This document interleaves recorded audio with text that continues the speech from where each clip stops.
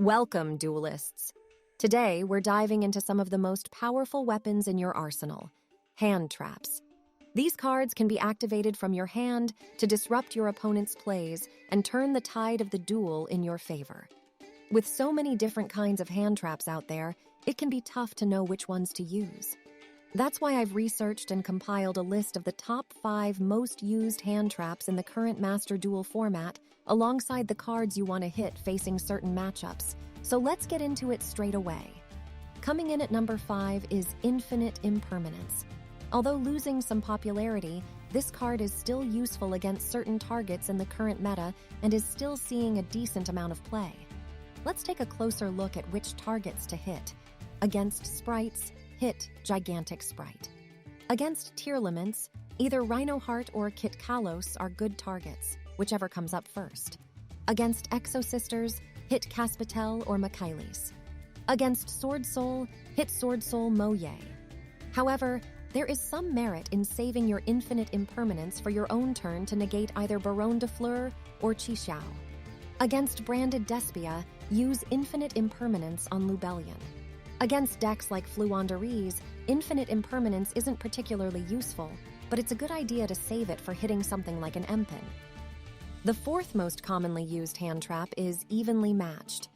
This card is a true game changer, especially since it's just a super rare, making it extremely budget-friendly.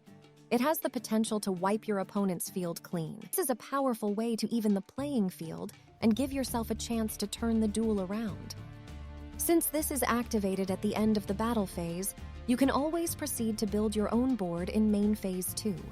Number 3 is a card that has only recently spiked in popularity, DD Crow. I want to say, though, that this card is almost interchangeable with Dimension Shifter, and both achieve a similar task, stopping Tearlaments and other graveyard-centric decks from getting effects off. As it stands right now, DD Crow is the more popular card, but this may have to do with the fact that Dimension Shifter punishes you in your own turn, on top of it being an ultra rare.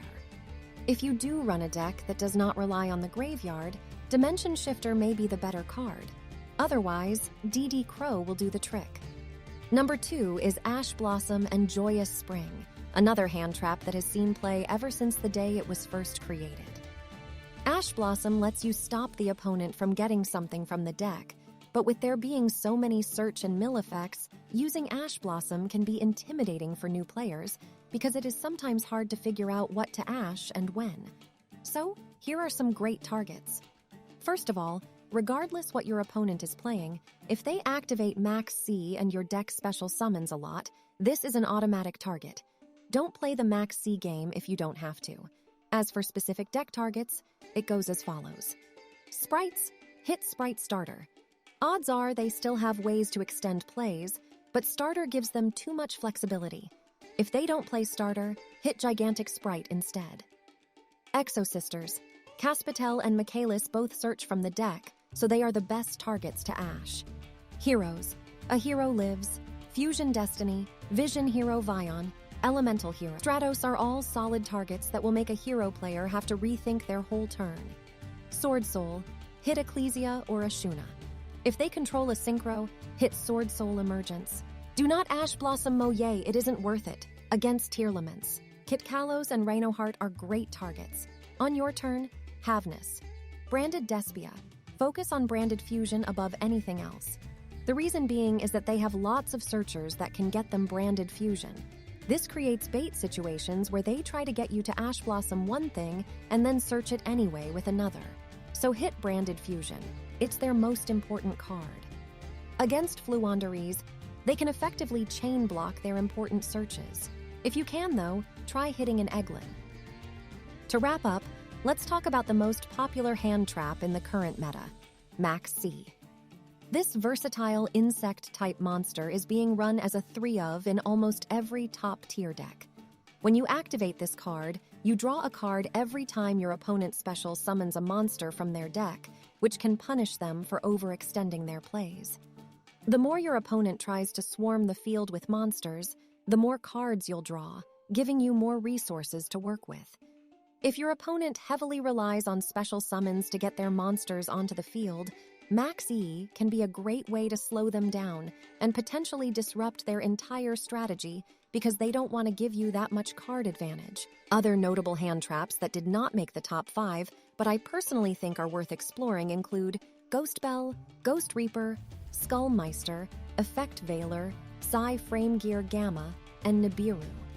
Each of these punish a lot of the top decks, especially Ghost Reaper and Winter Cherries, if you load up your extra deck with popular fusions and XZ cards. By understanding which hand traps are popular in the current meta, you can gain an edge in building a competitive deck. And knowing when to activate them will make the difference between being a good player and a great player. So I hope this video has been helpful to you on your journey.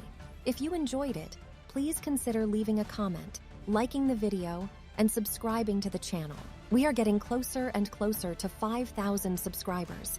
If we manage to reach that milestone, I'll be sure to do a cool giveaway. And if you have any suggestions for future topics, please let me know in the comments. I've had a few requests to do a branded Despia and Sprights video, so keep an eye out for that. Thanks for watching, and I'll see you all next time with another video.